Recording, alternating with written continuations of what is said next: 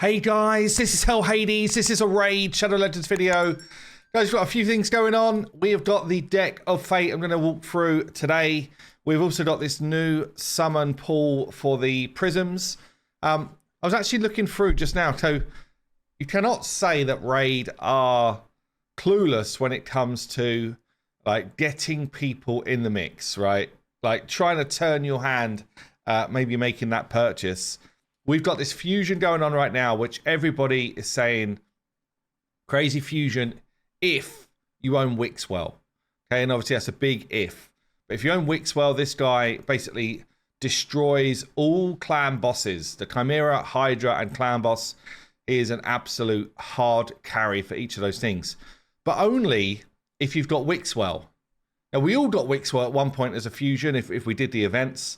And you know, clearly there's a lot of players that weren't playing it at that time that are now playing. So lo and behold, Wixwell pops up in the next possible Prism summoning event. Here he is. Obviously, look, it's a 6% chance to get a legendary out of this stuff, and there's 12 in the mix. So super low chance you're actually going to get Wixwell if you even get a legendary. But in terms of the rest of them in the pool, we've got the Dune Herald, which is an okay legendary. We've actually got Earstrid, really good Hydra champion. Freya, really good champion as well. Actually, Glaciad, really good champion as well. This guy is one of the people that's quite high on my wanted list, actually, for this really cool kind of like passive ability. He's a bit like a Duchess in a sense, but he's giving you a damage boost as well. Really, really cool champ. We've got the King of Bommel. And actually a really good PvP champion, the Vermin Lord. We've got Harima in the mix, really good champion. Like, this is a really like star-studded pool of legendaries in this one. And then in terms of epics, hadn't actually looked at the epics yet. What have we got?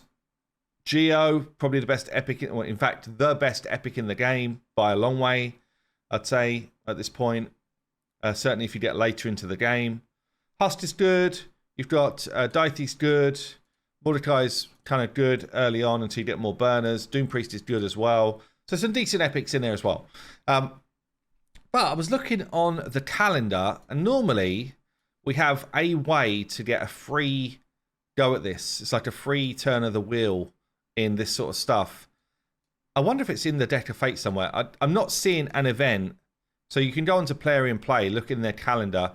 Normally there is something like this where you would get one free pool of prism shards, but I'm not seeing it right now. So maybe they just decided not to do it for this one, or maybe it's going to pop up later, or maybe it is included in here. They just didn't add the icon for it. I don't know, but I'm not seeing one which would give us like a freebie anywhere on this stuff. Not going crazy. I'm pretty sure it's nowhere. So yeah, not seeing one right now. But doesn't mean it won't happen. Normally, though, we do see it, and it's one of like the main rewards that they throw into this. So let's just see. How long is it going on for? 4 days, yeah.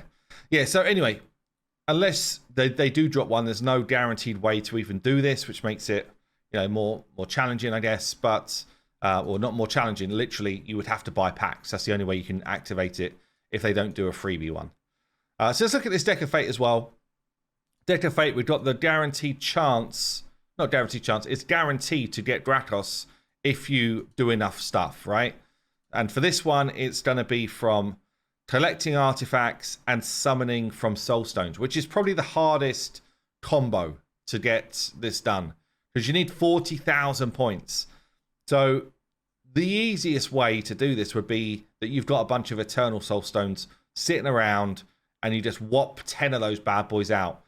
10 of those, if you were to buy them, is probably something like 250 to 300 bucks, I'd say, if you would just buy the Soulstones, or if you have bought the Soulstones.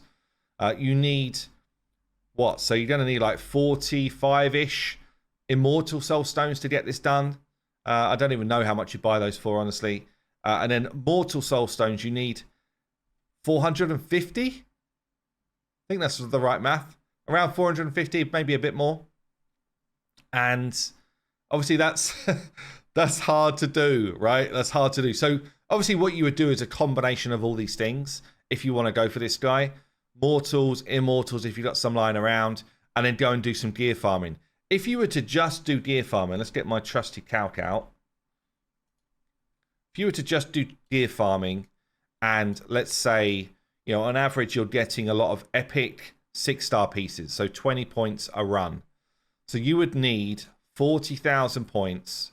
Divide that by the 20. So you're going to need to do 2,000 runs in a dungeon, yeah, to get that. And to get yourself a lot of 6-star epic, you're going to have to be in a high level run. So let's just take this for a second. Let's say we're basically costing ourselves 20 energy a run. So you're just multiplying that straight back in. And it's going to cost you about 40,000 energy if you wanted to just grind it without doing any souls. So chances are, look, if you're going to do this, you end up doing a combination of the lot. I think my account is an account where I don't pull Soulstones a lot unless there is a really good reason to. And you can see here, like, I'm not sitting on a ton of any of it. I'm sitting on 80, 2, and 1. And this is probably a fairly realistic account for a lot of players that are, you know, past mid-game. You're doing regular Hydra, so you're getting your Soulstones from that. Yeah, so and then you get the odd 1s and 2s here and there for doing stuff, right? So, you know, I've got just sitting here 4,000 in my Soulstone, my big one, plus 1,600. Is that right? Were these 800 each? No, it can't be. Is it 800? Yeah, it was. Yeah, plus 1,600 plus 80 at 80. So that's what 6,4. Oh, that's it.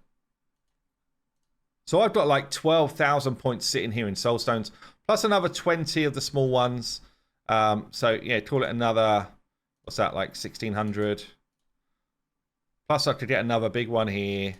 Probably would get 2 eventually. So yeah, another 1,600. So in Soulstones, just from sitting around gathering since the last decent event, I've got like 15k worth of Soulstone points. So I would have to go and grind out like 25k worth of dungeons, basically. It's a lot. Here's a good example of kind of like pricing as well. So it's pretty much bang on what I said earlier. 20 to 25 bucks per big boy Soulstone. I don't know. I mean, if you've got a decent amount of resources, this champion is good, right? Good. He brings a lot.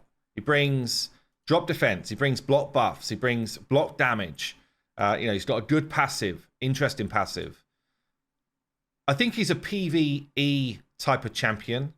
You know, good for Hydra, good for probably Chimera, interesting in sort of arena, that type of stuff as well as your kind of, you know, drop defense type of champ. In PvE, he's bringing you like a consistent amount of healing. He's bringing you drop defense on a decent cooldown. He's a good champion, right? But it just feels like it's such a lot of investment for this guy, unless you're really trying to go after like collecting. I'm interested, like, what type of players doing it. Obviously, free-to players won't be doing it. Mid-tier spenders probably won't do it because that's an awful lot of resources. And unless you've just got a ton of resources, it makes it very hard to do. And then, you know, are the whales going after this guy? Is this guy really going into the whale teams? I'm not sure that he is. So I don't know. I don't know if this is going to be like a really widely done event or not. A lot depends, I think, on whether you've got a bunch of Soulstones saved up. And for me personally, I would much rather wait for like 2 times events on Soulstones where I've got a higher chance of getting high level souls than go after the champion. But that's because I've got a ton of champions. You know, it's like he wouldn't really be pushing any of my teams and stuff like that. So for me personally, I don't think this is going to be one that I'm going to be going after. But yeah, I am curious to know whether you guys are in the mix for doing it. You know, for other stuff outside of getting him, there's not like a load of stuff in here that I'm like, yeah, but you also get, you know, these things. It's good. Don't get me wrong. You've got some books in there. You've got some chickens in there, some shards, but it's not pushing me to be like, yeah. If the rest of the stuff was kind of crazy, maybe you think about it. And then there's no pinning of the reward, so it's random whether you pick up any of these as well. Like pinning the reward significantly improves a desire to do this, because you guarantee yourself some of the top tier stuff here as well. So I don't know, it feels like amidst a big fusion, I'm trying to just block out the noise of the other stuff and just focus in on the fusion. That's what I'm doing. I definitely want to pick this fusion up. Yeah, I've been doing all of the events so far. I'm interested to see what this summon rush looks like tomorrow, because this is potentially 50 points towards the fusion here. It does mean that I can relax a little bit around a couple of the different events. But so far, yeah, I've kind of like maxed out where I needed to do any sort of fragment collecting. I think I've got a bit more arena to do yet. But yeah, so far I'm kind of on track for anything fusion based. And that's my focus right now. Anyway, have yourself a good week, and I'll see you soon.